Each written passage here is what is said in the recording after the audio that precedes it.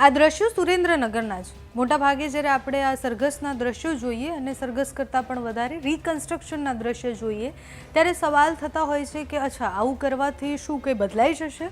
જવાબ ઘણીવાર બીજી ઘટના આવ્યા પછી એવું લાગે કે ના, કશું જ બદલાતું નથી। સરઘસ નીકળે છે, પોલીસની વાહવાહી થાય છે, પણ કંઈ બદલાતું નથી।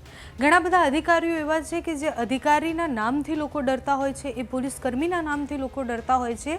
અને ડરતા એટલે હોય છે કારણ કે એમને ખબર છે કે અમે કંઈ ખોટું કરીશું તો અમારી સાથે આ થવાની સંભાવનાઓ છે। એવું જ એક નામ પ્રેમસુખ ડેલુની બદલી થઈ અને એ સુરેન્દ્રનગરના એસપી બની ગયા છે। જેમ જ એમને ચાર્જ સંભાળ્યો એમ સુરેન્દ્રનગરના કાયદા અને વ્યવસ્થાની સ્થિતિ જોતા એક્શન મોડમાં એ આવી ગયા છે। એટલે આ દ્રશ્ય જે આવ્યા છે એમની બદલી પછી એમના ઇન્ચાર્જ જે એમને સંભાળ્યો એના પછીના તરતના છે। 4-5 છોકરાઓ હતા, એ બધા બાઇક પર એક દિવસ આવ્યા। દશામાના મંદિર પાસે એક અધેડ વ્યક્તિ હતા, એમના પર હુમલો કરવામાં આવ્યો અને એના પછી એ લોકોને પોલીસે ધરપકડ કરી। પોલીસે એમને પકડ્યા, એના પછી જે કાર્યવાહી કરવાની હતી એ કાર્યવાહી તો કરી, પણ રાતોરાત એમનું રિકન્સ્ટ્રક્શન કરવામાં આવ્યું। ત્યાં લઈ જઈ અને એમને ઉઠક બેઠક કરાવવામાં આવી અને એમણે જે કર્યું છે એની માફી મંગાવવામાં આવી।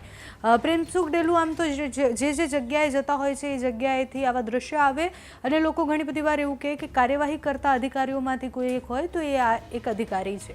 એટલે સુરેન્દ્રનગરમાં જેમ જ એ ગયા છે એમ કાર્યવાહીની શરૂઆતો કરી દીધી છે। સુરેન્દ્રનગરના ગુંડાઓએ પણ હવે સમજી જવું પડશે કે કાયદામાં રહેશો તો ફાયદામાં રહેશો, કારણ કે એ માત્ર બોલવા ખાતર બોલવાની વાત નથી।